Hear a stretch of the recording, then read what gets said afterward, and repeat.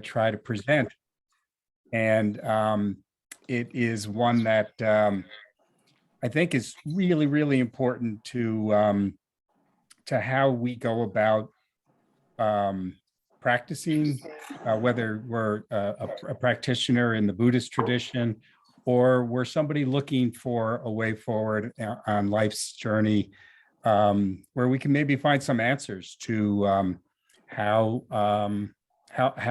things work, and possibly provide some help, on kind of a day-to-day practical level. But it does tackle fundamentally a topic that is really the nature of this course, which is could get pretty complicated, could get pretty hairy, could get confusing. So my challenge as your instructor for this course is to try to present this topic in a way that there's kind of like a common denominator that we can all relate to, at the same time not have it be something that goes off the rails in terms of its integrity. I'll underscore that a lot while we go through these sessions. Basically the way we're going to follow this format for this course is it is a lecture series. So you're going to have to listen to me quite a bit, and I apologize for that. But it's important that I try to present what we're going to be talking about here today in a way that, frankly, really isn't presented in a singular location in the form of a specific text, a specific book, a specific document. Its sources, literally hundreds of sources in terms of what I use to put this course together. And I'll talk a little bit about that as we go along. So I'm going to start from a document that I put together and sort of take us through it. But I do want to try, I haven't timed out my presentation for today, but my intent is that each session that we do every 2 weeks allows me to do a lecture, and then we do a meditation, and then we allow for some questions and answers in the time allotted. So 2 hours seems like a really long time. I guess it is. But usually for me, when I'm teaching this kind, in this sort of way, mostly because I like to talk, I don't have a problem with 2 hours kind of going by like that. So hopefully you guys don't get too mesmerized by me yapping on. But that's the way we have to present this. I will be presenting during the course of each session some materials that I have typed up, and I'll put them on the screen as long as Gloria or whoever's controlling the screen, the session can give me access to controlling the screen. I'll share them with you. And then the meditation sessions that we're going to be doing as part of each one of these lectures or sessions, I will be guiding us through each one of them. And then post the actual session, I'll supply them to you as a follow-up, and so that you have them and you can work with them. You're going to find, even if you're an experienced meditator, even if you're an experienced person on this topic and you've done a lot of study and meditation on this topic, you can never, ever, ever get enough meditation practice on the topic of what we're going to tackle today. So that's the intent, that's sort of the framework.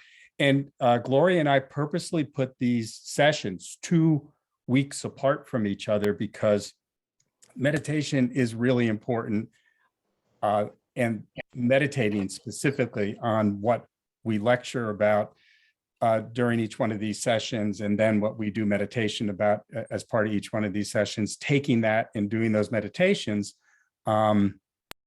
between the sessions, is you really need the time to do that. Getting what we're talking about in meditation is really the goal. And there's steps for how we get there. That's part of what I'll talk about when we go through this. So Yeah, so that's kind of my overview. I'm going to jump into my text right now, right from the beginning. So bear with me. So the name of the course is I'm, Me, Mine, discovering how we mistakenly experience ourselves and the world, and in the process find real and lasting happiness. Now, that's quite a mouthful. And in a way, kind of sounds like the ultimate pitch, sort of honey to attract, the bees to some sort of, experience of nirvana. Wow, this is incredible. So, it is, I did think it through. It is what is possible if we tackle the topic that we're going to cover in these sessions and we put in the effort. So it sounds a little hypish, but I mean it literally, that this is really what we can do if we look at discovering what we're about to talk about here. And so I use as my inspiration for this course, for all of us regular folks, probably all of us to some degree part of pop culture, and our interest in, pop culture, music, etc. I use George Harrison, the former Beatles song, I, Me, Mine, as the name of this course. And as Harrison says about this song, everything you see and do and touch and smell isn't real. And that's actually from his autobiography that he did in 1980 called I, Me, Mine.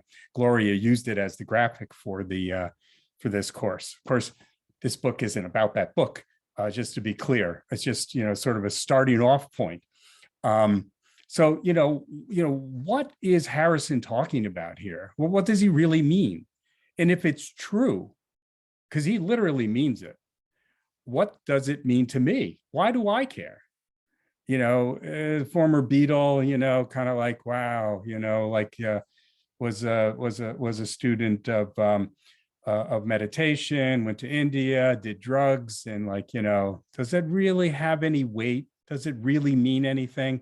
And I want all of us in this course to take that kind of, as much as you're comfortable with it, some of us aren't, but I like us to take that doubting Thomas, that contrarian view as I do this presentation, starting with Mr. Harrison himself. Okay, he's a Beatle. Okay, he wrote these words. So what?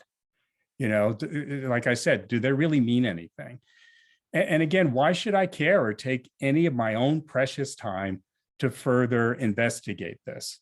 So this is what I'm going to be starting this session off with, kind of taking a look specifically at this jumping off point, which is Mr. Harrison's song, I, Me, Mine, and moving forward from there. So let's go right into that. So as the course is named, I, Me, Mine, this is named after Harrison's song by the same title. And Harrison writes about the song saying, having LSD was like someone catapulting me out into space. The LSD experience was the biggest experience that I had up until that time. We'll talk about that idea of biggest experience a little later on. We're not going to be using LSD, by the way, at all for this course. As I said, this is a jumping off point. But there are experiences that, seriously, that can be deep and meaningful, that can be ignited when somebody uses something as powerful as a drug like LSD. So enough said about that. It's more what he experienced. He says, suddenly I looked around and everything I could see was relative to my ego. Like, that's my piece of paper. That's my flannel, meaning his shirt, or give it to me, or I am. So this is what we're going to be exploring in this course. We're going to be exploring that non-analytical, we go through life on a day-to-day basis where we don't even think about this, the idea of like I or ego or self, and how that might be a mistaken experience. And again, why does that matter? But in the process of what we're going to study, meaning talk about, reflect on, and then ultimately meditate on. We're going to learn how to flip that switch from sort of non-analytical, like we just go about our business of living each day in the moment and not ever thinking about this sort of thing, and what that actually could mean. Why does it matter that I see things as my things, my piece of paper, my flannel, or me, that's mine, So as Harrison experienced this on his LSD trip, as he said, it drove him crackers. Crackers is just like, oh my God, I can't believe I've been seeing everything wrong my entire life. I've got to do something about this. And that's what he means by crackers. And I've read his book, and I kind of I'm not just projecting there. So that's what we're going to be exploring here. Of course, again, not like Mr. Harrison's uncontrolled and unprepared LSD experience, but we're going to use it as a springboard to show how there are ways to explore these revelations that he had in his drug-induced experience that have some meaning, that in the context of structured structured way of identifying these topics, identifying these objects of study and meditation, they could have meaning and they could be tools for transformation. So, this is why I'm starting here with this this little excerpt from Mr. Harrison. And it drove him further. It's a little bit more from him, where he said, I hated everything about my ego. It was a flash of everything false and impermanent, which I disliked. So again, he's underscoring that he was looking for something that had more meaning, something that wasn't, as he called it, false, and something that was more lasting, as he called it, something that wasn't impermanent, a word that for a lot of us Buddhist practitioners, has great meaning. Impermanence has great meaning. He continues and says, who am I? Became the order of the day. So this experience caused, it was so visceral for Mr. Harrison, that it became paramount to him. The order of the day, we all know that expression. It really means I needed to find out what the hell was going on, what was really happening. And he caps that by saying the truth within us has to be realized. When you realize that, everything else that you see and do and touch and smell isn't real, which we quoted earlier. Then you may know what reality is and can answer the question, who am I? And again, what we're going to explore is, finding answers to who am I? What is the truth within us? How do we realize it? And these are all questions that Mr. Harrison urges us to explore. And he insists that the truth within us has to be realized. Again, we're going to explore why. Why does that matter to us? Why does it have to be realized? Well, according to him, through his experience, and it wasn't just his LSD experience, Mr. Harrison took on a very serious spiritual journey for the rest of his life before he passed away at too young an age. And it was really an important journey, but it was all motivated by this last quote that I read from him. And not only according to him, but to many others who are spiritual, journey practitioners, coming from all disciplines, not just Buddhism, anyone you can think of, that this real experience, finding this real truth within us, is a way that we can end suffering and gain happiness. And that you can't do it without finding this, as Mr. Harrison says, the truth within. And so that's what we're going to be presenting today. We're going to be motivated by Mr. Harrison's urging to see what is really behind these words. Often we read these kinds of books and we hear these kind of proclamations, and we never really are able to go behind the curtain of what are they really talking about? What does this really mean? And there are systems of exploration and practice, and there are tools that are available to tackle this head on. And that's really what I'm going to be presenting over these 4 sessions. But I don't want it to be something that is an academic, intellectual experience, or should I say only that. My goal is that we can present this in the context of our everyday, today life experiences. That's what should be motivating us to want to see if finding this truth within us can have some application to that. But there's a way to do that where we don't have to take drugs like LSD. And frankly, there's no system attached to using a tool like a drug, like a hallucinogenic, that can take you step by step in a meaningful and intelligent, sensible way through learning something thoroughly, and then actually learning how to experience it by using specific meditation techniques. And that's what we're going to unfold here during this course. So the point is that we're looking to find what those things might be in our daily life. And we all have them. And they're not grandiose necessarily. We're talking about what can help guarantee to wake us up from this, sort of wake us up to this truth within us and live it. And we all have what kind of motivates us to move in that direction. Probably, even if none of you have thought about this, probably there are some of you have, but if you stop and think about it, what motivates us is, in Buddhism, what we call the Buddha's first noble truth. It's the actual experience individually that we all have of suffering, pain, suffering existence, physical, emotional, mental, even some types of pervasive suffering that are always present in our life. And even we witness to that being present in others' lives.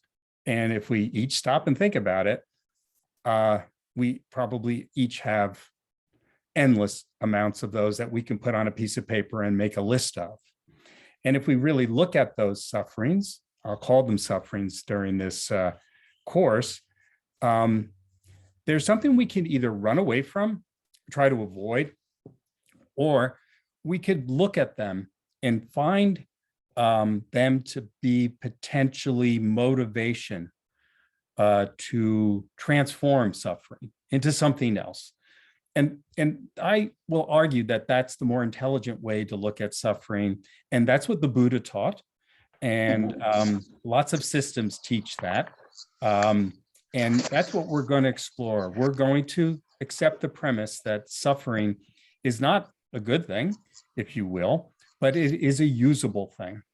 We're going to be very strategic about it. We're going to be dispassionate about it. We're going to look at it as something that, if we really look at it closely, we could see that it's something that can move us from the way that makes us feel uncomfortable, to a way that that if we channel that, it could be put to great use.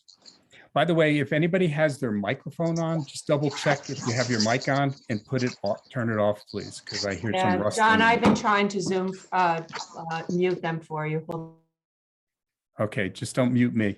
Can you all hear me? I would never do that. Well, you could do it accidentally.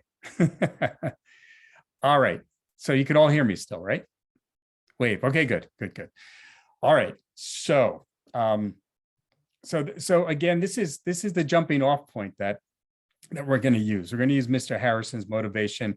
We'll be referring specifically to I, me, my throughout the course, because they are, in fact, objects of meditation in what we're going to explore. And objects of meditation, as we're going to explore here, come from really century-old wisdom, developed in many different traditions, but especially in the Buddhist tradition, where there's been specific systems of process that help us to look at the topic of self and I and me and mine.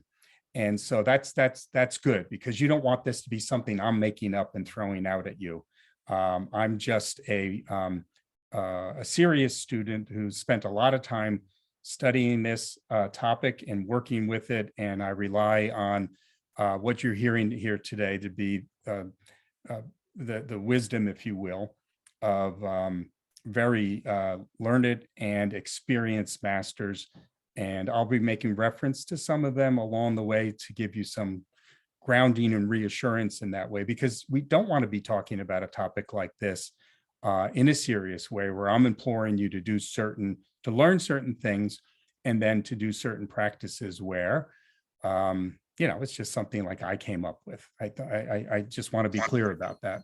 And that's something in our tradition that we always try to make sure we articulate at the beginning of a teaching like this, that I am just bringing you tried and true information that comes from very deep and solid traditions, and that if there are any mistakes that are made, they're my own errors, and I will try not to make any, of course. So basically what we're going to be doing is trying to use some of these methods contained in these century-old teachings and practices and putting them to use. And again, my goal is to try to disseminate this information.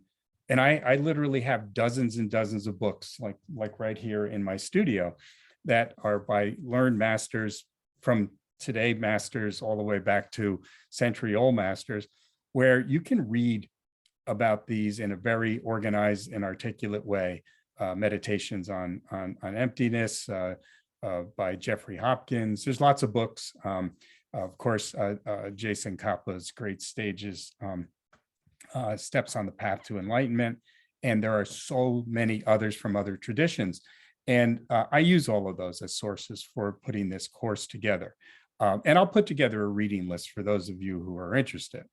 But I will warn you, and some teachers do this, some don't. Reading some of those texts, and it's one of the reasons I didn't choose one to be a textbook for this course, is they could be difficult. They could be challenging. They could get overly complex. They also have a different frame of reference.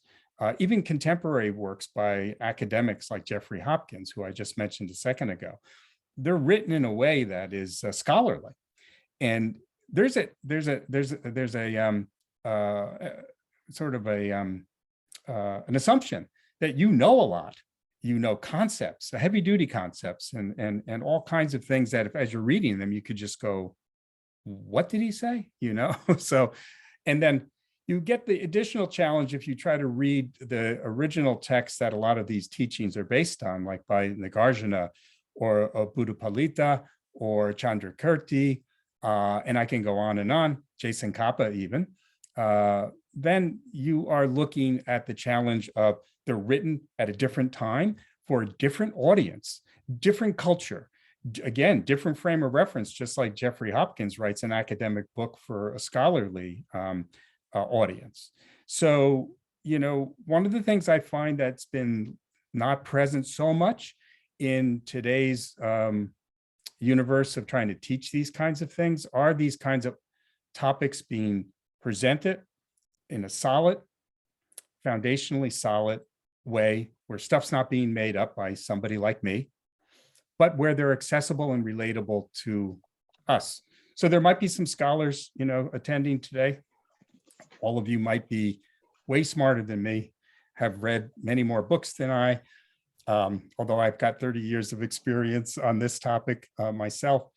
But that's not the point. The point is that I'm trying to present this, and that's my motivation and intent, in a way that's accessible to our daily lives.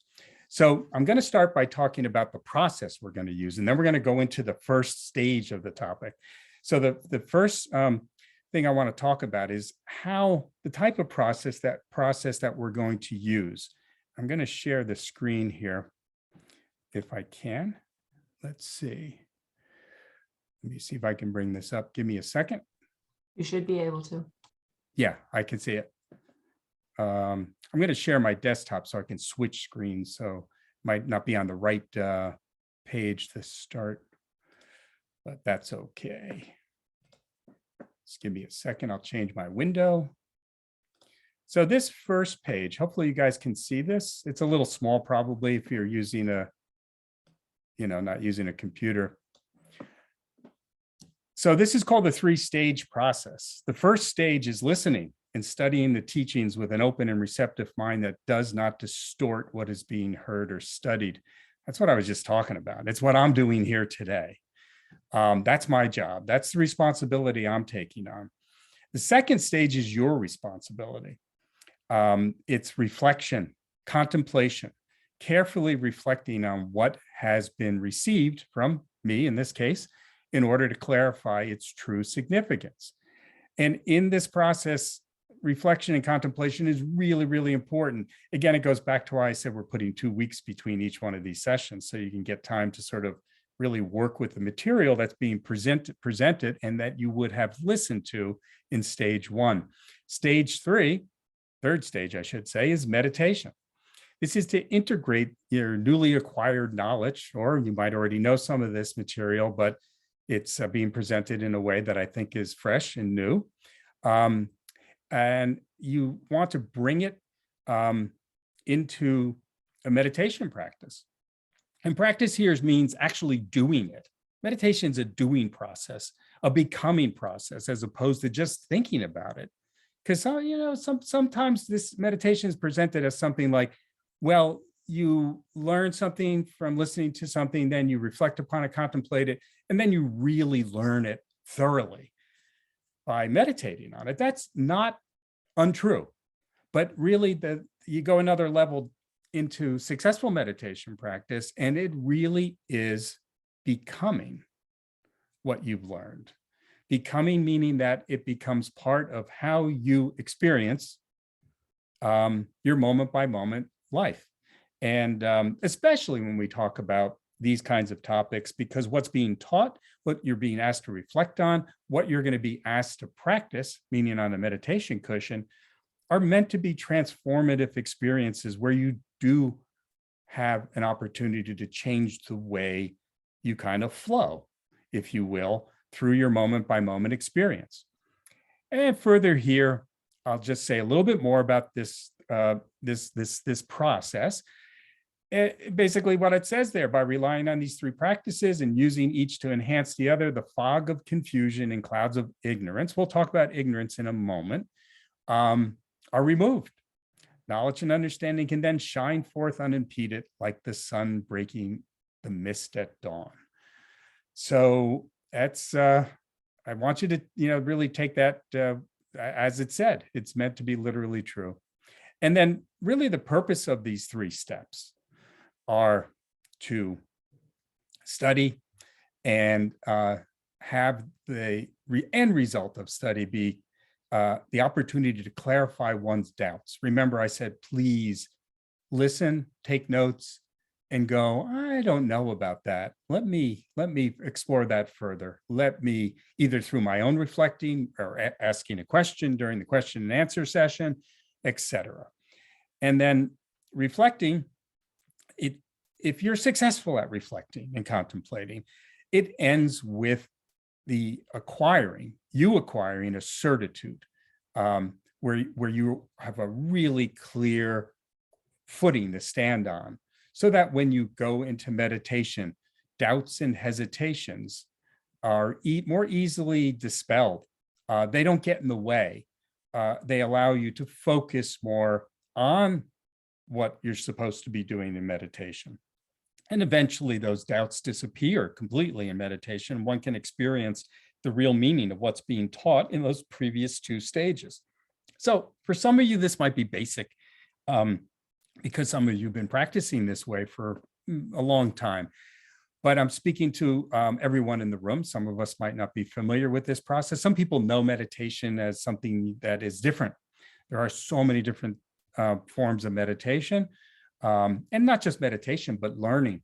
And so this is, similar to lots of other forms of learning, but very specific. All 3 aspects are really important. So the punchline is at the end there, meditation without listening and reflecting is blind. And listening and reflecting without meditation is like having eyesight and no legs. You can't go anywhere with it. So Yeah, so that's where I wanted to go there on that first, and I'll be handing that out. There's some other things on that sheet that I'll jump into as we move along here today.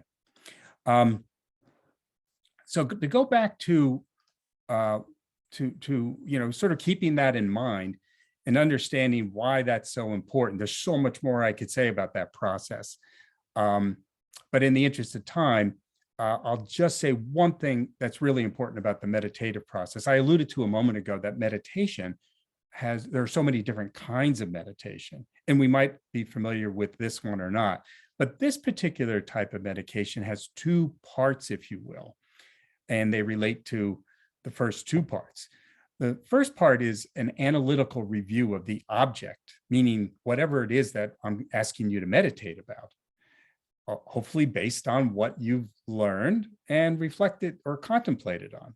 And then once you feel it's there, in your grasp, experientially, intellectually, analytically, you really understand that object and you become really familiar and comfortable with it. Then part two of that in meditation is just being with that object of meditation, very focused, very calm, just trying to stay single pointedly focused on it. Single pointedly means like without other things sort of getting in the way. They always do, and that's okay. But that's part of practicing. Like sometimes we start practicing something we're not too good at, and we get better and better and better and better at it. It doesn't matter what it is, whether it's playing an instrument or lifting weights or doing yoga, whatever it is. The idea is to do it. And as you get better at it, the end result of that second stage of meditation is that one becomes, as I alluded to earlier, you become that object. You become one with it, like water being poured into water. Then this is the idea. This is really what you want to do with this kind of teaching and meditation practice. And you'll understand a little bit more why I say that, especially with this topic, because it kind of runs contrary to the way we normally are thinking. That idea that I have in the subtitle about mistakenly seeing things a certain way. And trust me, it causes a lot of problems. So this is kind of where we're going here. And I wanted to just articulate that. And it's so important with a topic like this, because anything we do in our lives, pattern behavior, any kind, motivated by whatever motivates it or causes it, it's really hard to break, right? It's really hard to break. You all could come up with hundreds of examples from your life. And I could give you lots of heavy duty ones from my own life. I can give you really mundane ones. I'll give you a mundane one because it shows you how far it goes into the why you need this three-step process to really change the way we look at things. So here's my mundane one for you today. A few years ago, for years, I should say, in my kitchen, I have a kitchen garbage can, and it's located at one end of a countertop. And it's always been there for years, all through the years of my kids growing up, and it sits between the countertop and my kitchen table. And that's where you go to put the garbage. And then I purchased a new small cooking appliance, an air fryer. I really love it. They're really cool. And I didn't have any place to put it on the counter. It's kind of big. So I bought a little counter extension surface, and I put it on there. It's portable. It kind of looks okay. And I put it where the garbage can was. I had no place else to put it. It fits there nicely. So I had to move the garbage can to the other side of the kitchen table. And it's been 3 months since I did that. And I still, when I'm in the kitchen, I automatically, pattern behavior, walk over to where the garbage can used to be. Habitual behavior. It's such a silly thing, right? Almost embarrassed to mention it, but that's how our pattern behavior is so ingrained in how we experience things. And from the mundane to, the sublime, this is pervasive. And it's something as humans, we have the opportunity to try to work with. And that's what this 3-step meditation practice offers us. And some of these behaviors go beyond that habitual thing of like going to a certain location in the kitchen to find a garbage can, to some deeply ingrained emotional, psychological patterned experiences and ways of therefore seeing things. And from a Buddhist perspective, we talk about, we're not going to get into talking about reincarnation and things like that, but we talk about those patterns being in our consciousness since beginningless time. So never mind, some years of having a garbage can located in one place, in the habit of trying to break going to that location because I moved it someplace else just in the last 20 or 30 years. But open up your mind to just the possibility of if someone's had a consciousness that's been in existence since beginningless time, whatever that means, then it could be pretty tough, pretty challenging. So take this seriously. I sometimes find that we go to lectures, we go, especially with from profound teachers, and they give us incredible teachings. And then we go right back to work, we go back to doing other things, and we never spend the time to contemplate, reflect, and meditate. So I'm asking you, imploring you to take that seriously, not trying to make it like, oh God, this course is going to be so much work. That's not the idea. It's to say that there is a real good reason for wanting to do it. And that's, I'm giving you that an example here. And then, and to say that it's important in the tradition that I'm presenting this topic in, this 3-stage practice, this is not something that is unique to one system. Every spiritual tradition on the planet has practice-based, not just learning-based tools available to us. In yoga, it's found in the 8 limbs of yoga in the form of physical practice of asanas, and meditational practices found in the other limbs of yoga. Tibetan Buddhism, it's this 3-step process I just talked about. In Zen is like really super powerful, cuts right to the heart of the matter through sitting or practicing Zazen. Sit, breathe, aware, taking that awareness into the flow of our everyday life. Zen is a really visceral, experiential practice, but it's a practice that could be intense and powerful because it's moving us away from that pattern behavior. Hinduism is very diverse. They have pujas, meditation, silent prayers, yoga, recitation of scriptures from the Bhagavad Gita, chanting names of deities, mantra readings, right, etc. They have such a rich tradition. Same thing in Catholicism. I could say ditto to what I just said about him. And of course, the same thing's present in martial arts, the varied martial arts. There are so many transformative practices, and they can become quite intense, but they're needed to change the way we view the world and, more importantly, experience the world. So learning, reflecting, meditating, these are key to what we're going to be learning here. So let's see, I covered some of the things I have in my outline here.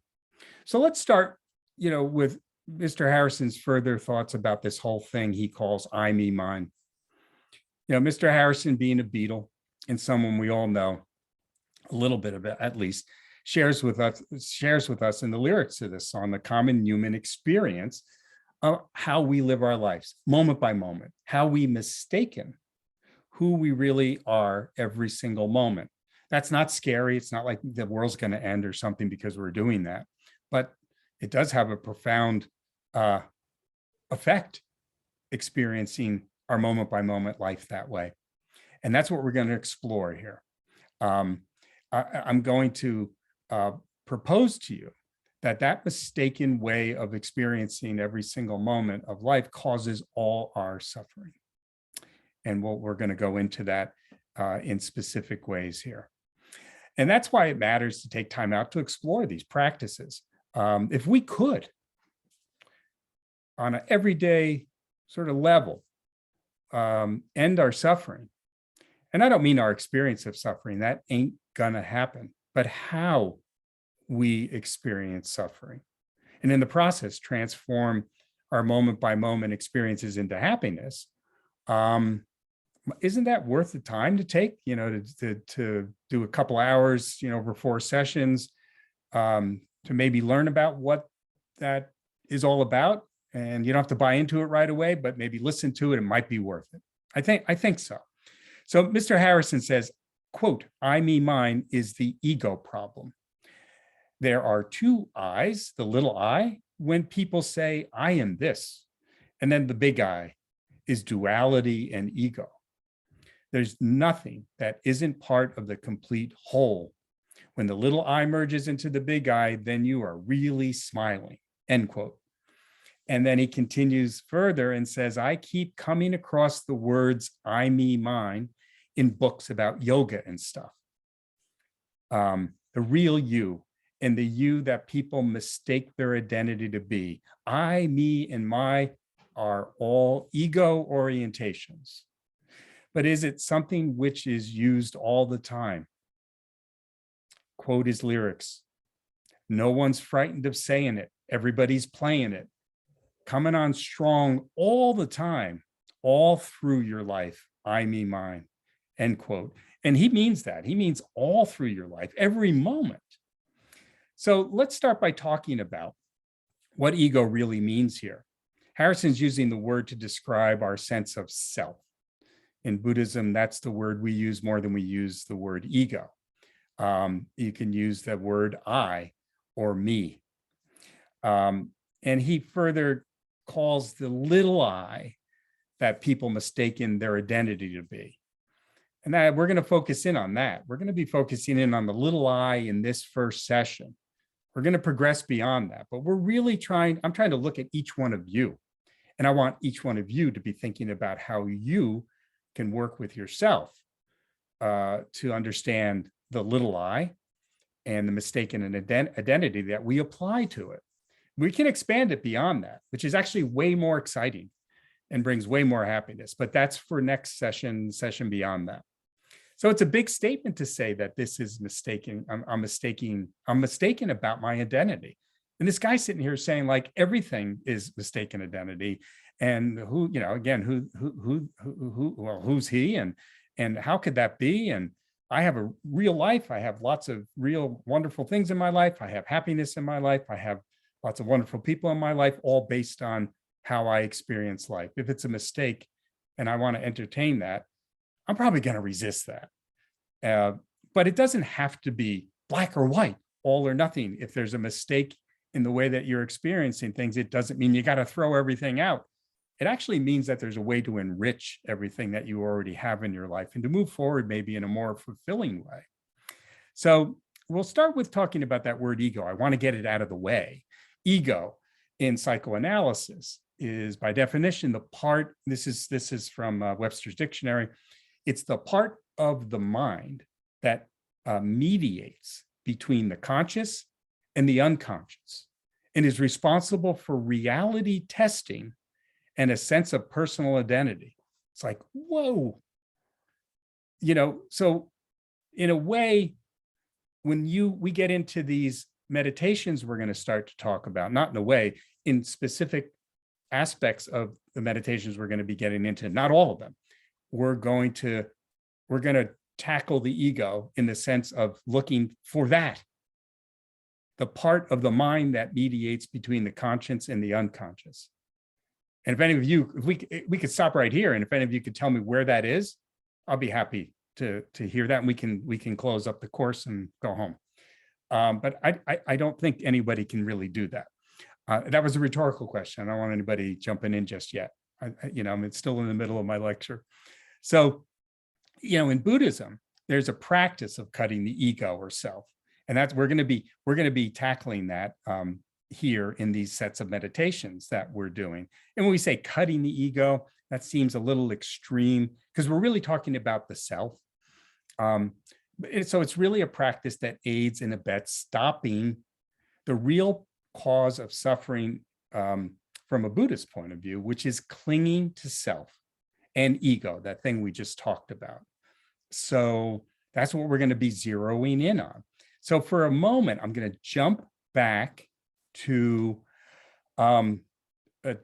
something that I taught last winter which was a course called Wake Up Now, which was a teaching on the Buddha's Wheel of Life. So I'm going to share my screen again and show you some images from the Wheel of Life. Just real quick, for those of you who aren't familiar with this course, this is the Wheel of Life image. Kind of can see most of it there. And this is a traditional image of the Wheel of Life. And it's a representation of all of existence from a Buddhist point of view. And here's some of you might remember, this is a contemporary representation done by a contemporary artist, same structure. I'm not going to go into talking about the details of it. We don't have time for that. But I will zero in on this part of it. This is the inside of the wheel. And this has to do with the very inside, which are the 3 poisons. And I'm going to just speak briefly about those. And then we're going to go back because I need to give some context here. And when we talk about the 3 poisons, we can see in this diagram here that I have up now, trying to make it a little bigger, right in the middle. The 3 poisons, for those of you who can't really see this diagram too quickly, there's 3 animals. There's a pig, which represents, in this diagram, egoistic consciousness, what I was just talking about. In Buddhism, we call it ignorance or misapprehension or misunderstanding everything. And then aversion, which is a reaction to things because we don't see them the way they really are. If we don't like it, we push it away. And that's in the form of a snake. And then desire is in the form of a rooster, not very well reproduced here. So essentially, starting with like sort of a misunderstanding of how things really are, we start to experience everything fundamentally, either by liking it and pulling it towards us, clinging to it, or pushing it away if we don't like it, which includes pain and suffering.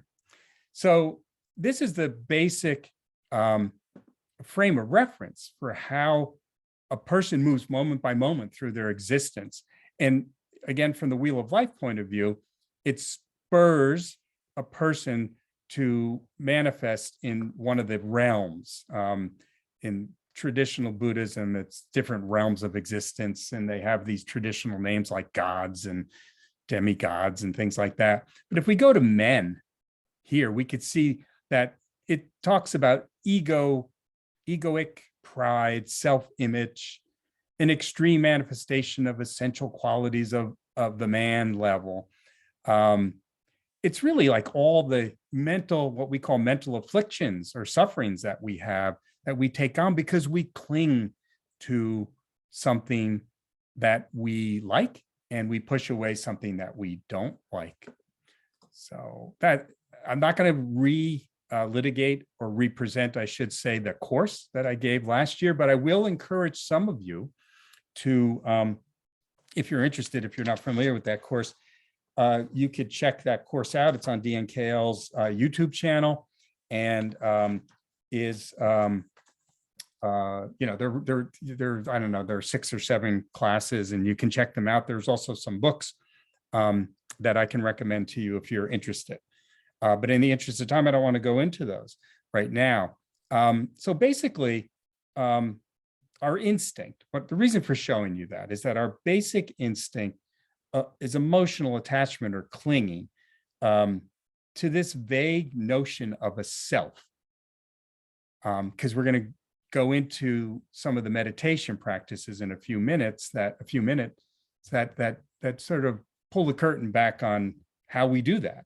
And I contend, and it's not me, but this tradition that we're using here contends that that's the source of all our suffering. As I pointed out quickly in the Wheel of Life diagram, this idea of self, when we have this idea of self, we have to, it's a given that then there has to be an opposite of that. And what is that? Other. So it creates division. There's self and other.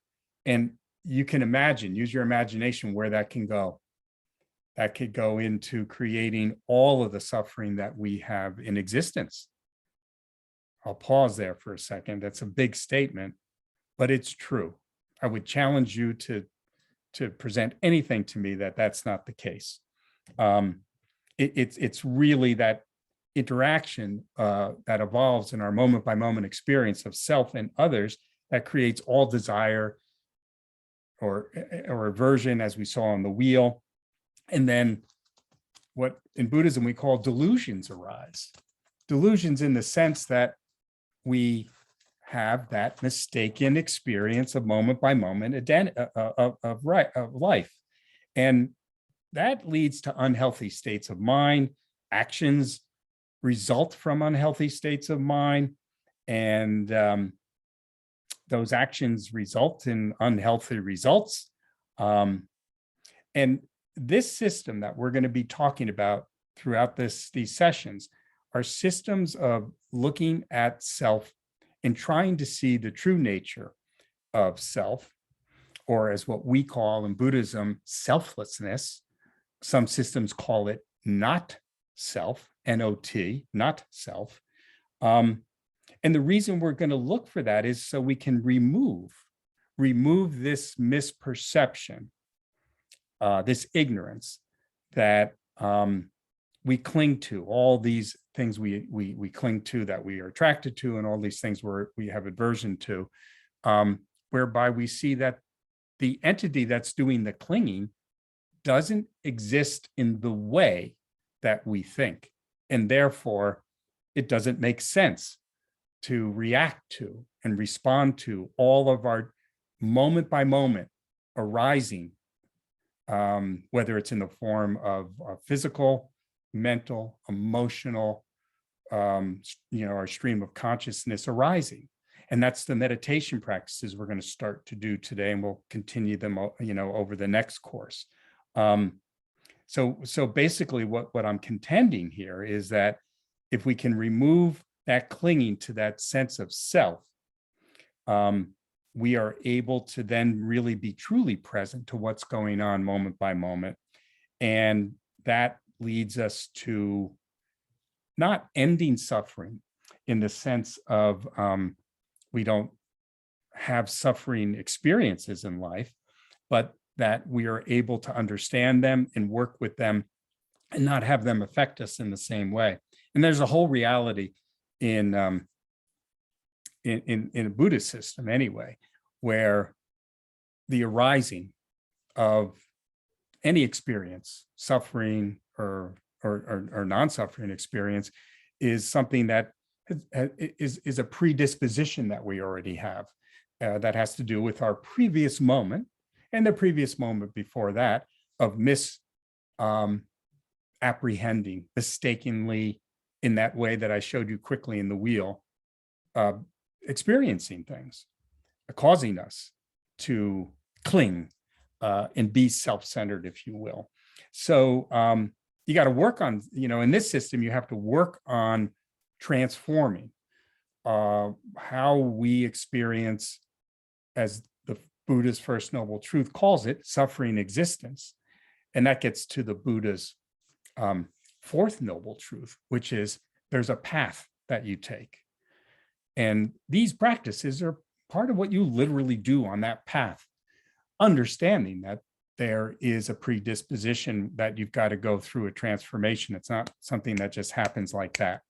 I used to have a Buddhist teacher years ago who talked about, if that's the way things worked, and we'll talk about another Beatle for just a second here, John Lennon. He wrote a song called Instant Karma. Well, from a Buddhist perspective, there's no such thing as instant karma. Instant karma meaning that you do something bad, let's say, and then instantly you're going to, and that causes something, and then the instant result happens right away. That doesn't happen. It doesn't work that way. And that's a whole nother course that we could have in terms of how those kinds of predispositions, or in Buddhism, we call them kleshas, are experienced by that mistaken mind, that ignorant mind, that self, that sense of self that isn't really there. And it doesn't mean that the self that that you're not there functionally. It just means you're not there in the way that you thought you were. So this is not like a nihilistic kind of presentation. Very important to understand that. This is has all the possibilities that are imaginable in terms of where this could end in terms of what you experience and what you have realizations on. So this isn't trying to wipe anybody out. And that's really, really important.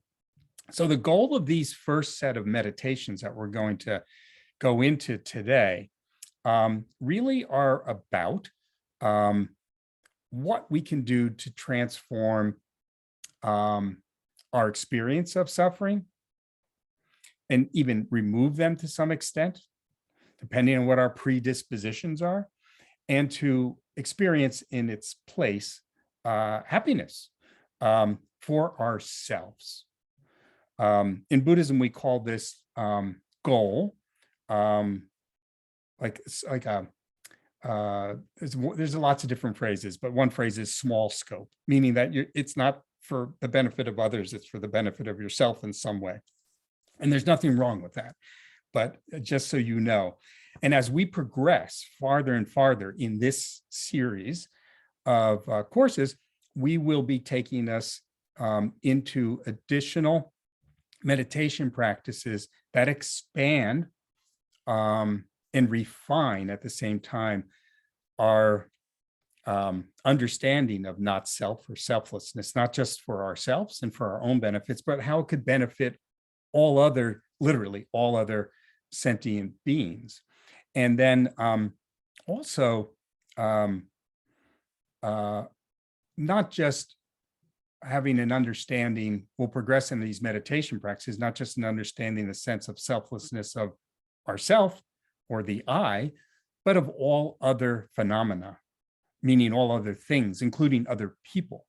And again, we'll talk about this and I'll reinforce it as we go along, but we won't be talking about, we're not talking about, a nihilistic point of view where there's no self. That is the farthest thing from anything that would be acceptable in this system. That's very destructive. And it's something that we're taught and we do certain practices, and you'll see them in these more advanced, not today, but in these advanced meditation practices that we're going to do on this topic, where you really, really come to a clear place where you see what we call the middle way. It avoids the extreme of things existing permanently and eternally in the sense of self, or not existing at all. And it's quite a beautiful system, to be honest with you. So what I want to do at this point is, so I don't get lost, I apologize here. I alluded to this before. As we go into this, I talked a little bit about, for some of you who've not studied this topic before, which essentially what we're talking about is the true nature of all things, starting with ourself today. We're talking about ourself. And it happens to be called selflessness or not self in some systems, especially in the Buddhist systems that come from like the Hinayana traditionally, and more contemporarily the Theravada traditions. So I mentioned that, some of us might be familiar with it, but some of us might not be. And for those in the room who might not be that familiar with it, you could have some resistance. It could be a little scary. And again, I was just babbling on for a moment about how it doesn't have to be that way. When we discover selflessness or not self in the process, right alongside it, I promise you will discover that at the same time, that does not negate the functionality of all things. All things remain functional and operational and meaningful. Especially meaningful. And in Buddhism, we call that conventional reality. sometimes it's called relative truth versus absolute truth or ultimate truth. And we'll get a little bit more into that as we move along, because throwing too many concepts at you, could create fuzzy minds, and I'm not interested in that. But I encourage you to try not to resist, be open as we go into these meditative explorations, to what's being presented here. There isn't a pure darkness at the end of the tunnel. There isn't a cliff that you're going to fall off of at the end of the day. That's not what we're talking about. Rather, what we're doing is we're trying to find an end to suffering for the reasons I talked about earlier. And if you need a motivation, like I think I said earlier, you can find your own. Sit and do a little contemplation, reflection on that. I've got plenty of them, and I'm sure you can find many yourself. And I already mentioned the first aspect of this being that what we're really looking to do is discover some real substantive meaning of the truth of suffering, which is the Buddha's first noble truth. And in the process, gain experience to the other three, and bring them to life. That's not the main focus of this course, but everything's intricately interwoven with those four noble truths from a Buddhist point of view. And again, we don't have to even be thinking about this purely from a Buddhist point of view, although this presentation pretty much is built on the foundation of that. So, we'll be using those 3-stage process to explore all this. So let's talk about finding our purpose in motivation. And I'll just take a second on this because I think I wove it into what I've already said. But following my outline here, I have on my screen, finding our purpose and motivation. One thing that is really important when you're doing any of these kinds of practices, if you don't have your own purpose and motivation, you're not going to do it. You might, while you're sitting here talking to, you got up, you got your coffee, you came to this lecture because you like George Harrison, you like the idea of something that, you like the song, you like the idea of it, whatever it is, that's not enough. You have to say, is it really worth my time and effort? And again, I've spoken about this a little bit already. I contend it's worth ending suffering and finding happiness. Is it worth it to you? And might you take a little time to explore this as a vehicle for that?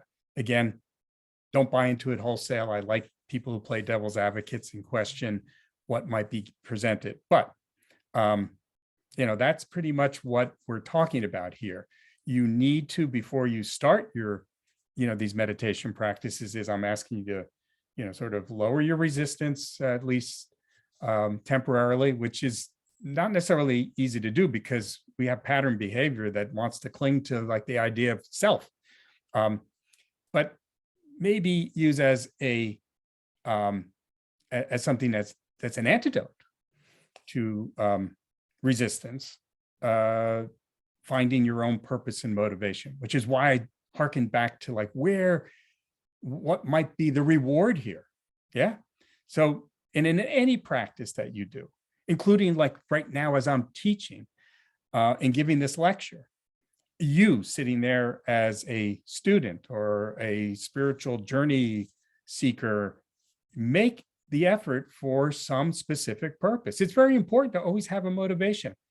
In my tradition, my teachers have taught me that my motivation when one teaches, and one's motivation when you come to a teaching, should be that you want to improve yourself, and you want to do that not only for your own happiness, but for the happiness of those in your life. In other words, as we say, as a catch-all phrase in Buddhism, for the benefit of all sentient beings. So it's really important. It's really important to set your own motivation. And again, it could be sort of that, what I call the small scope motivation. No need to go beyond that. But in this course, we're going to progressively be going through these century-old teachings and meditation techniques available to us, where we progressively move from that small scope concern to a larger scope of really creating opportunity to transform our own lives and also those who we interact with, on the planet, not just other people, but the environment, animals. It's not limited. So just sort of keep that in mind. So basically, let's see if there's anything else I want to cover here, because I'm kind of still like covering a lot of preliminary setup for you. So yeah, let's go into the part where time goes fast. I've already been talking an hour. Discovering the not self or selflessness. So again, as I said, this is where we're going to start in this first session. We're going to learn specifically how to stop clinging to one's mind and body as a separate, independent, lasting self. So think about what I just said. You're there. You're who you are. I'm here. I'm who I am. But again, what Harrison said, it's a mistake how we experience that. It's not that it's not there. The idea is that we're going to stop clinging to one's mind and body in this phase of discovering not self as a separate, independent, lasting self, independent from all other things, fixed. It is not something that is going to come in and out of existence. That's kind of a tall order, but this is what I'm asking you to not go, whoa, don't push back, stay open, and let's examine it.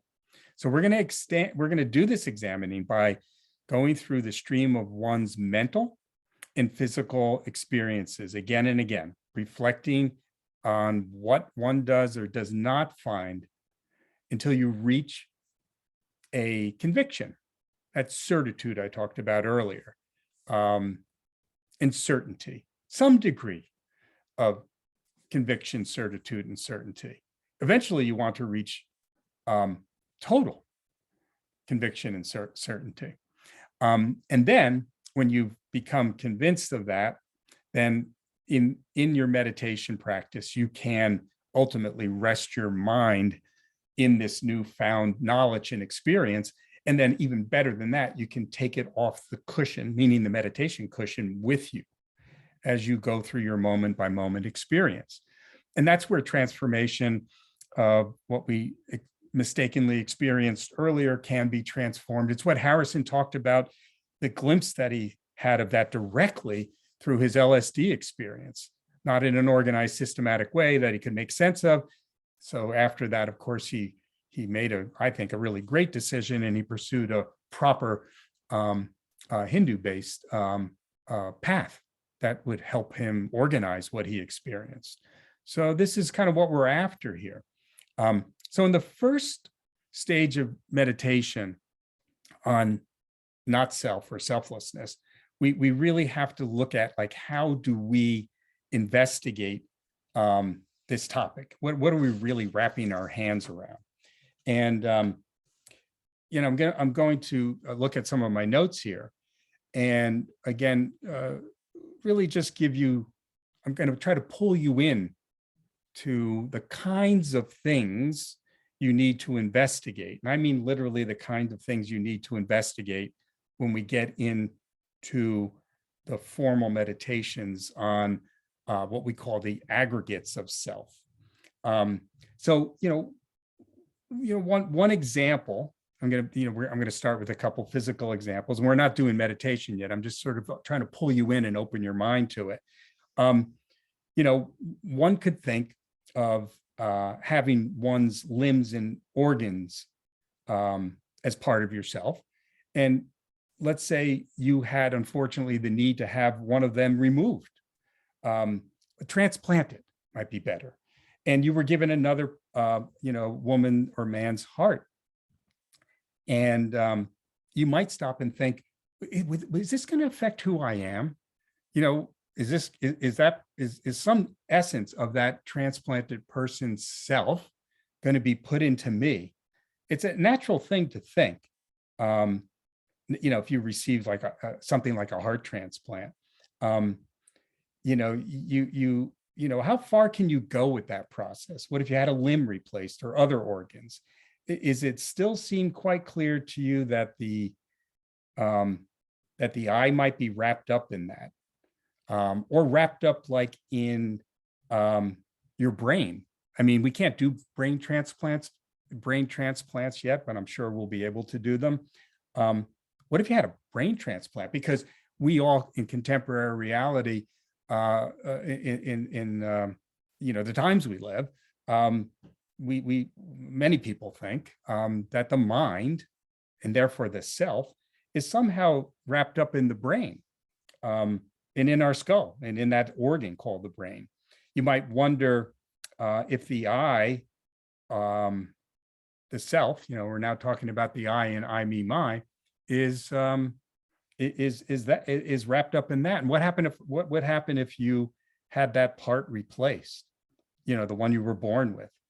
And of course, these are just to sort of open you up a little bit to like where we're going to go on the most coarse level of investigation that we're going to be doing in some of the meditation practices we're going to tackle. So, these kinds of things are what I want you to be open to, not rejecting, but analyzing, investigating. This is, and trying to think of the I, and where is the I? That's really what we're talking about. Where is this self? It's something to that I'm gonna want you to sort of have like in the corner of your meditative mind as we go into doing actual meditations on the different aggregates of self. Physical parts, we'll be going into emotional parts, and other parts. So this is what I'm trying to do here. So what's really important to know is that we have strong attachments to our sense of self. And so as we tackle or go into doing some of these meditations, there might be a strong, emotional response that we have. And I just ask you to sort of, relax and be with it, and just keep coming back to like, where is the I experienced? And again, you can't quite apply that yet. We'll get to that in a minute. Another example I could give you, one could argue that in the lower forms of living organisms,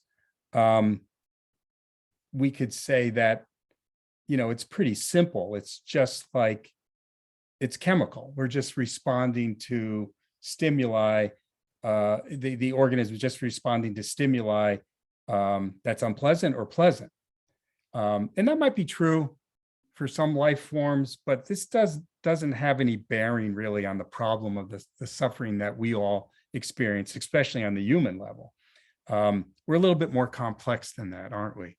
So that's why we're going to do these different meditative processes that go beyond just the physical.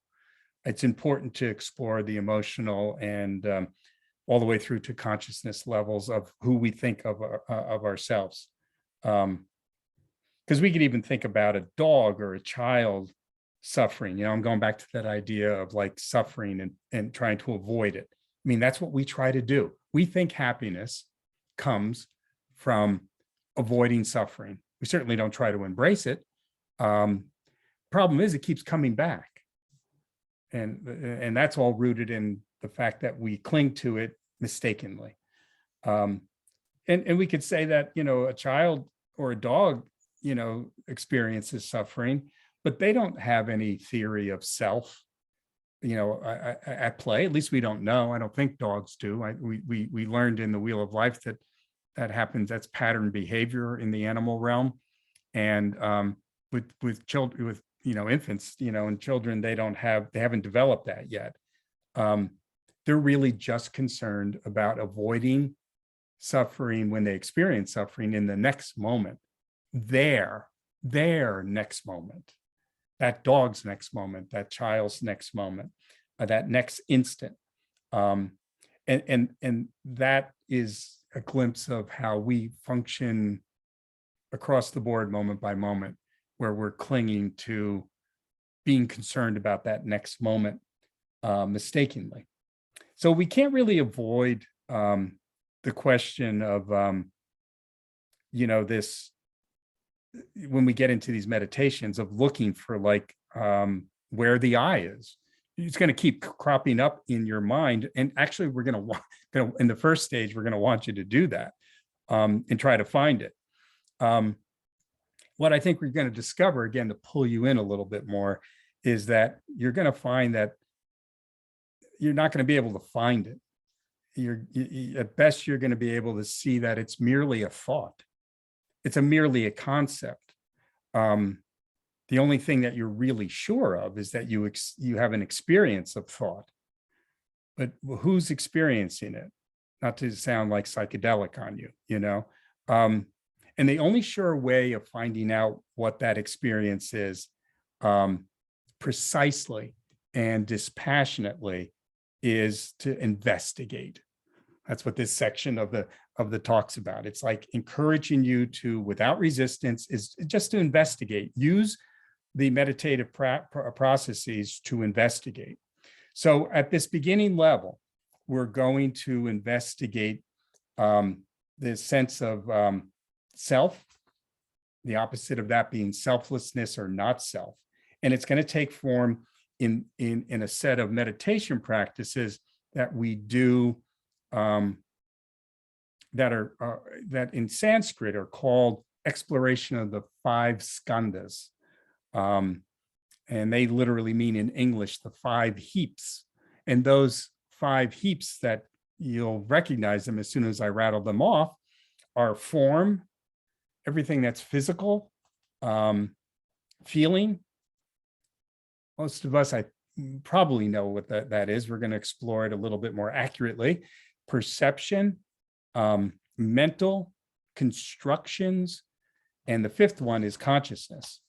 So what I'm going to do now, I hate this part, I shouldn't say I hate, but I find it's very challenging to do this kind of thing on Zoom.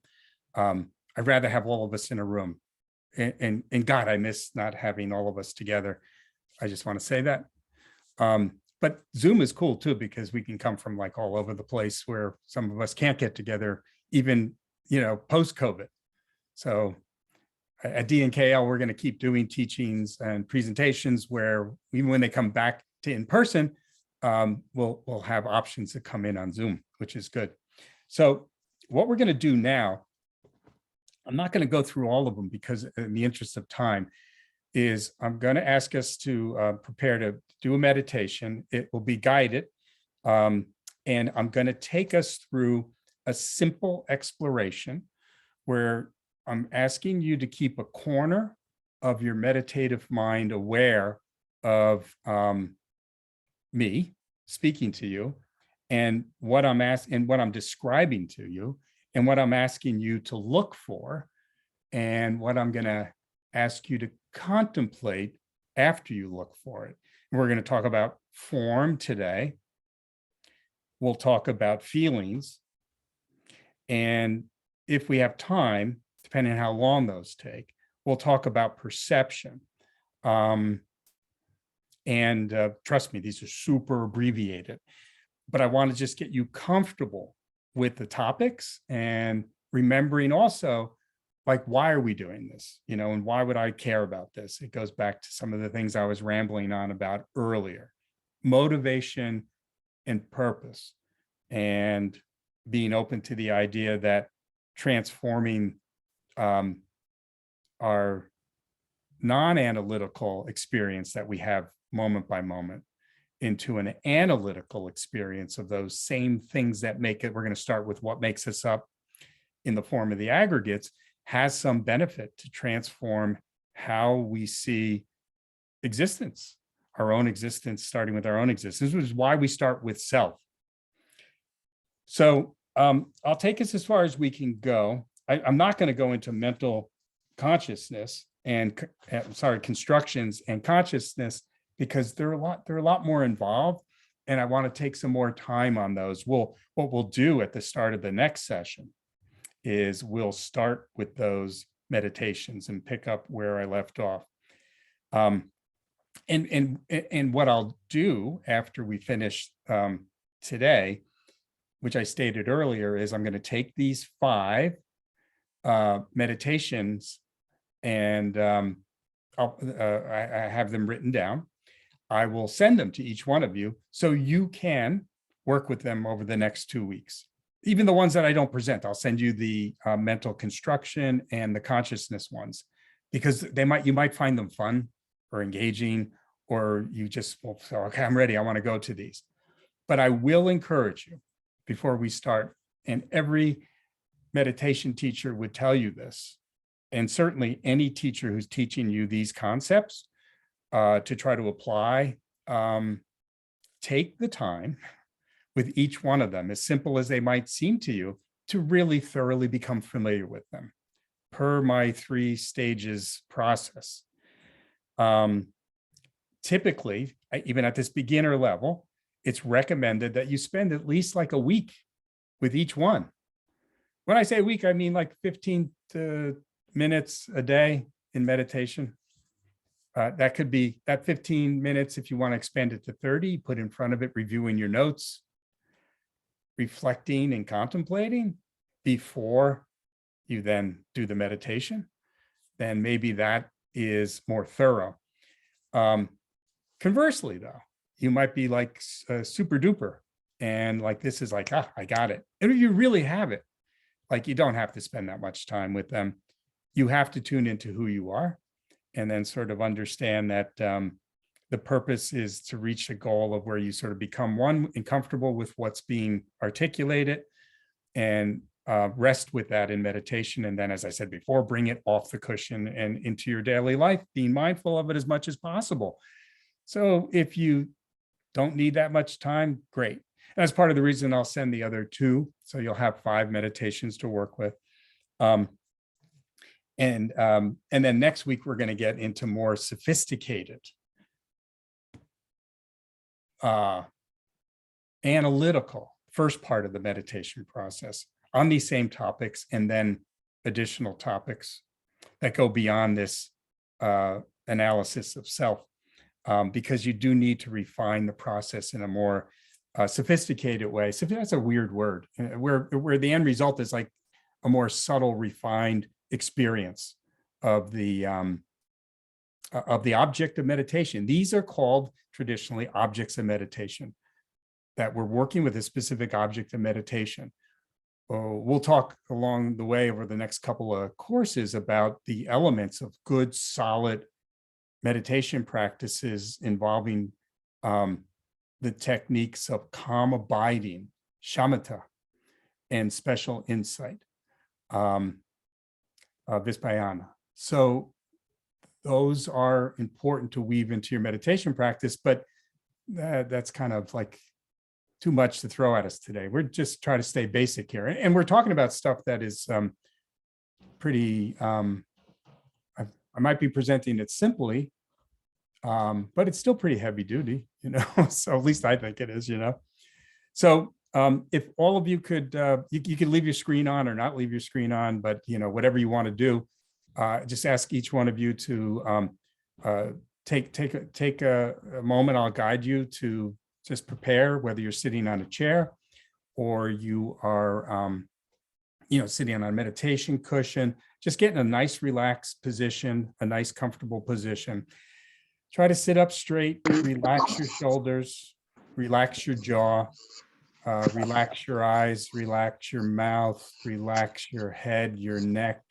Feel sort of a pervasive relaxation come over your body.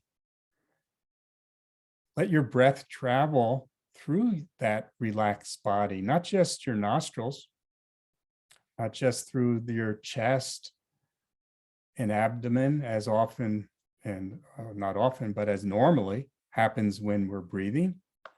But we're meditating on something here that is pretty profound. The idea of not self or selflessness. And in moving your breath, even just imagining that breath to move throughout your body, moving your breath as your breath moves in and out, is very, very beneficial, especially as we're talking about not self of form. So relax and just focus on that breath, that let's call it that pervasive breath. And do that for a minute. Try to give the breath some further quality of not just experiencing it as air, but as light moving throughout your body, helping to have your body relax, your mind relax. And if you feel any tension anywhere in your physical body, try to move the light a little bit there and feel it, help it to relax. Again, riding on your normal in and out breath, but pervasively.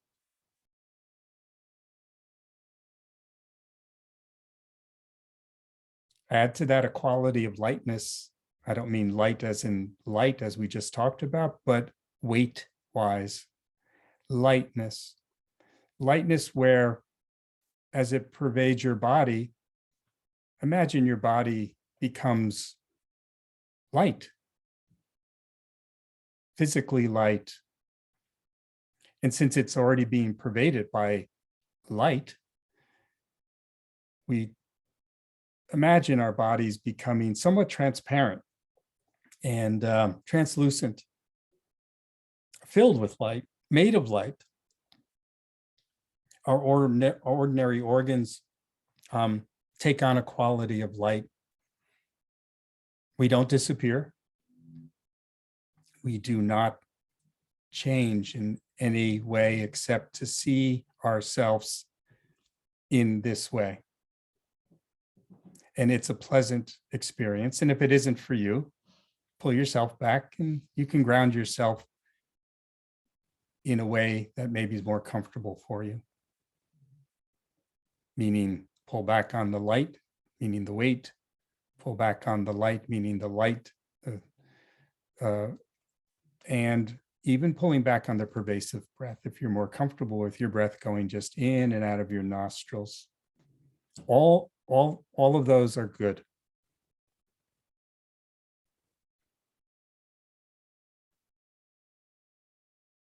And one last element to add to the breath, pervasive breath, is imagine a quality of there being just that, being. There's no past, present, future. You're only in the moment.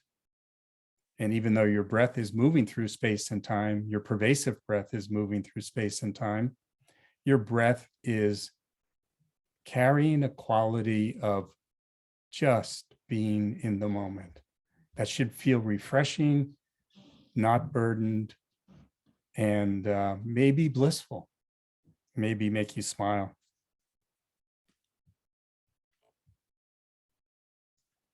And remember, as I started, to keep a corner in your mind to listen and visualize what the guided meditation is going to provide now.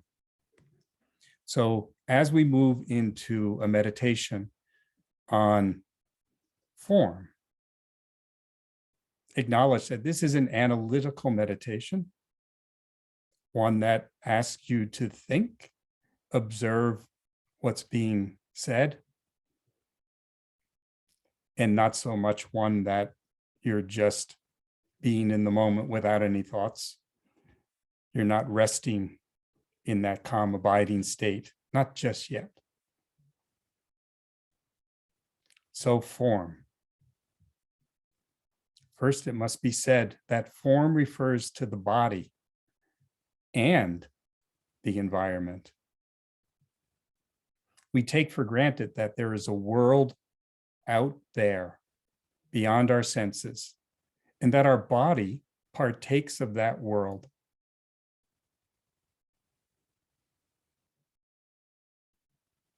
When we sit down to meditate, it is the body and its environment that first catch our attention. Our surroundings and everything else that we feel within ourselves. Some of what we just talked about in preparation for this. So we can start our investigation there. I'm sitting here because my body is sitting here. Is that I, therefore the body? One can examine the body systematically, taking it limb by limb, organ by organ. One could ask, is my hand me? Am I still me without my hand? What is a hand anyway? Is it still a hand without fingers? Without skin? Without bone? Without flesh? When it is broken down in this way, one finds that hand is merely a convenient concept. There is no such thing as a hand as such. And it is the same for every part of the body. It's the same right down to the tiniest cell, the tiniest atom, and the tiniest part of an atom, as scientists know only too well.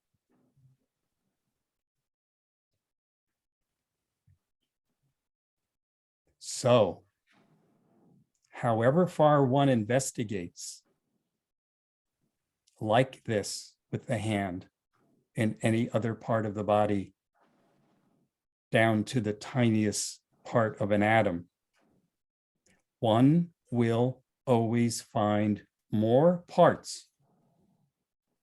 And as each part is given a name,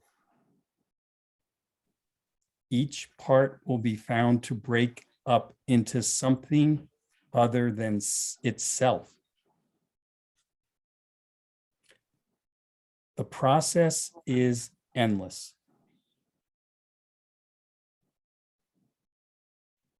Examining the body in this way, one may come to the conclusion that I and body are merely convenient concepts, as I mentioned earlier when I said that was the case with the hand.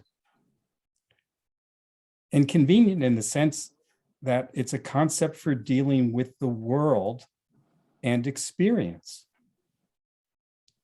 They have a certain relative reality, but they are not absolutes, not permanent, not fixed.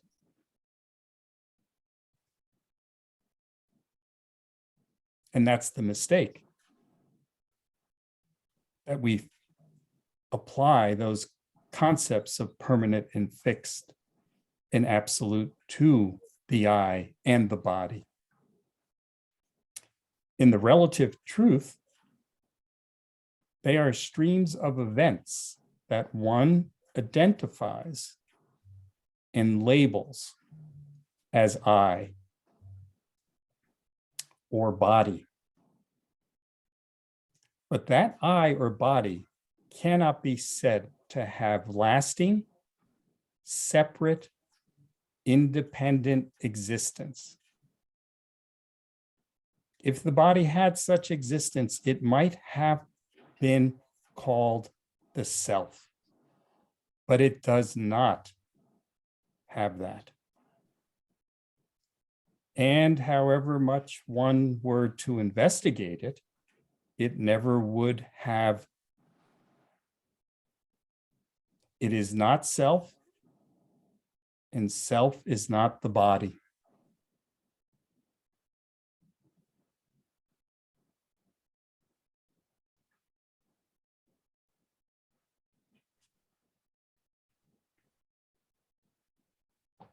That completes the meditation on form. Of course, we could stay in that review of form, doing as I suggested, to go part by part and really be very thorough. And that's something you can do in your practice over the next 2 weeks. But for now, bring yourself back to your breath and experience yourself in whatever comfortable form we had described earlier, and refocus.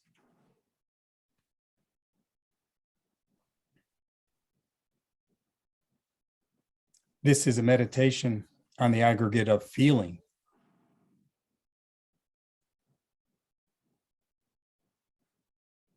Feeling here refers specifically to those of pleasure, displeasure, and indifference. For example, as one sits in meditation, one may like it and want to stay, or one may not and want to leave.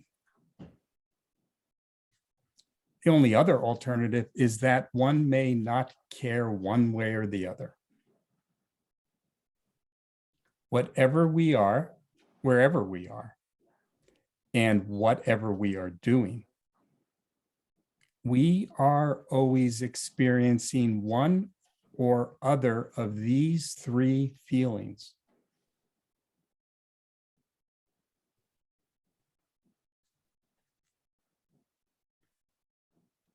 They are not self, however, because none of them is lasting. They take turns in arising. Now there is happiness, now sadness, and so on. So one must conclude that self could not be the feelings because they are always changing, always arising, existing for some time, and then going out of existence. They're impermanent.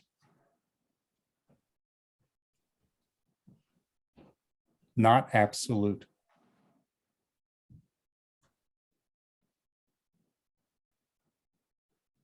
Not lasting, not separate, not independent.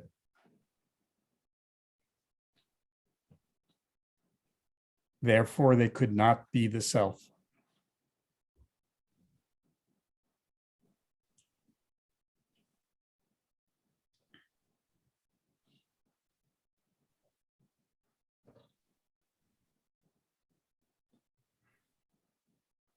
So now, come back to your breath, refocus in that comfortable space, relaxing your body, breathing pervasively as described previously, or whatever's comfortable to you.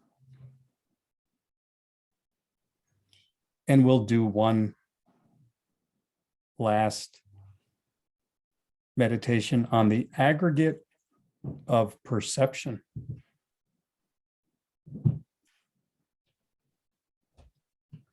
Perception here refers to the first moment of the recognition of input through the senses, through the various senses that we have. You can think of them individually if you like: eyes, ears, nose, mouth, touch. So, for example, when one experiences a color, such as blue, one recognizes it as blue. When one feels an itch, one recognizes that feeling. Or when one hears a car starting up, one recognizes that sound. The same applies to smells.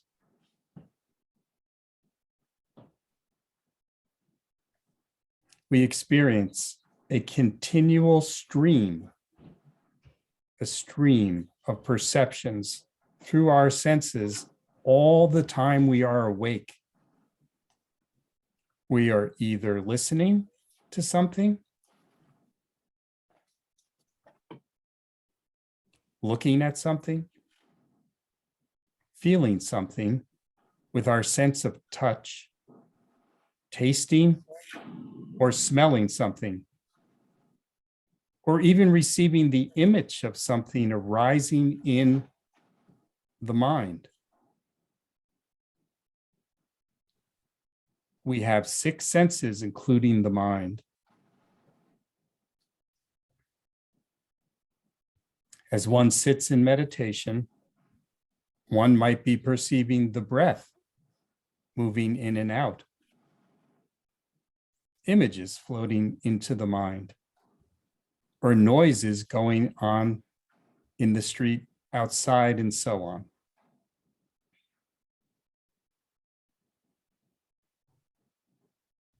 Although one thinks it is oneself that is perceiving these things, one does not think these perceptions are the self. None of them have the characteristics of self, since, just like feelings, none of them is lasting. They are arising, existing, and then going out of existence, moment by moment. They are always changing. They are impermanent. Therefore, the self could not be the perceptions, because they are always changing, not lasting, not separate, not independent existence.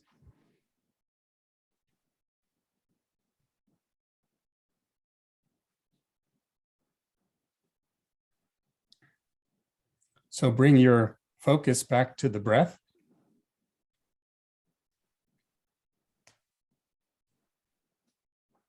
Bring your focus back to your body, your physical body. Feel the weight of your body. Again, the ordinary weight, letting go of the light, letting go of the lightness of the weight, experienced in the pervasive breath. And come back to our session here. So, rapid fire meditations on the first 3 aggregates. They're, I encourage you to work with them. Again, I'll send them to you. And I'll say that this is the tip of the iceberg, in the sense that there are a whole series of meditations that we'll explore over this course. And some of them will be similar, but take us into more thorough analysis and depth and connectivity to what we're looking for. So with that, we're at about 10 minutes to the hour. And I do want to leave a few minutes for some questions, if anybody has any, and encourage them at this time. I will look first to see if we had any on the chat.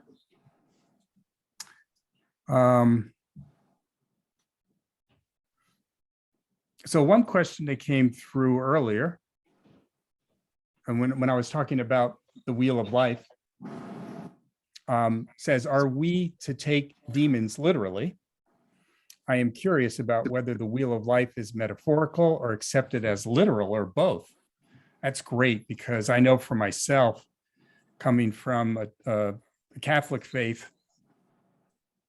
as a youth, the metaphorical or allegorical interpretation of beings and hierarchical reality of heaven and hell and Dante's Inferno and, angels and demons. And it's like, it's all kind of real in the sense that, so, the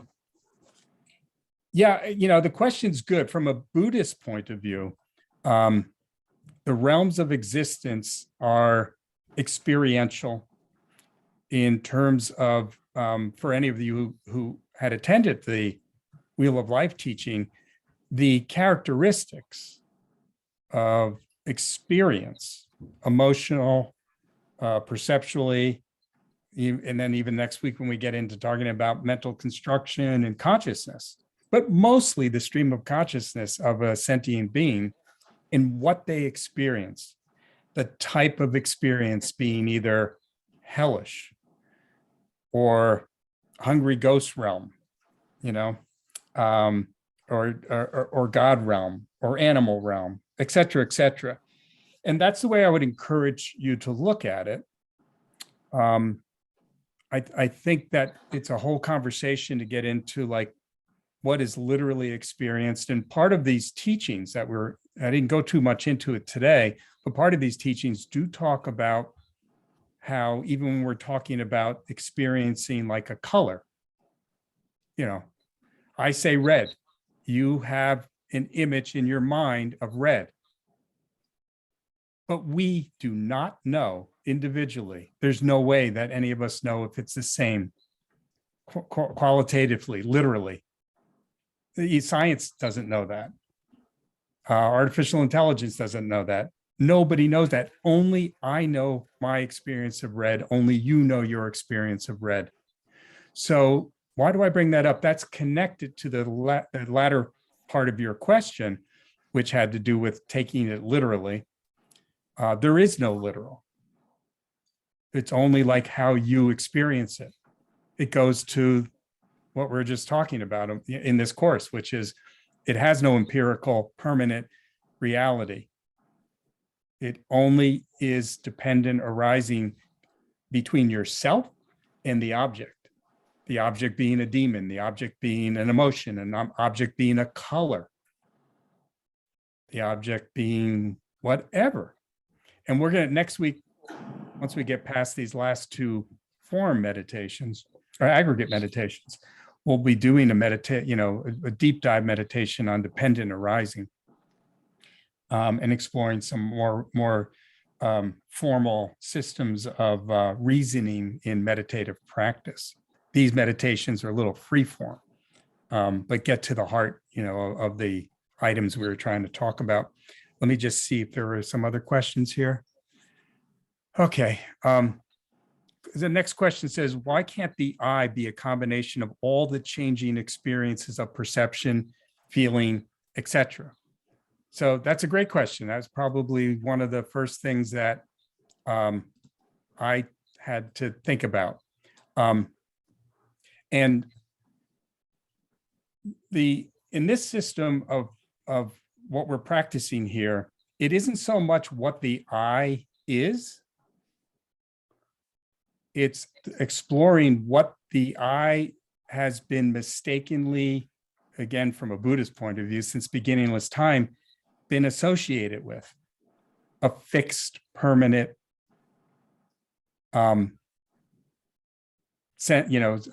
lasting, inherently self-existence, another expression we use in Buddhism, entity. And the process that we're pursuing here, get this, listen to this, isn't trying to find what it is, but what it is not. Our goal in these meditations like we just had is to find the not self or the selflessness, not looking to conceptually apply I or me or mine to be a combination of anything, changing experiences, perceptions, feelings. At the same time, listen to this, we do not say that in the process of discovering selflessness or not self, as we're doing in these exercises, that functionally, all those things form changing experiences of perception, feelings, don't function? Do they have the quality of something permanently existing? In other words, that mistaken identity that we have habitually applied to ourselves. And we'll explore a lot of these further when we get into exploring the selflessness of all things, of phenomena and self. Do we try to sort of transfer it over to the concept of I, over to those things with that different kind of definition? It's kind of missing the point. What we're going to get to is we're trying to move ourselves to a place where we can just relax in understanding what self isn't, and end up in our meditative state of relaxing in holding in our experience, not self or selflessness. We're not so concerned with a positive ID conceptually of what in the case of what we're talking about here today, the aggregates, what they are, and labeling them with I. So hopefully that answers your question a little bit.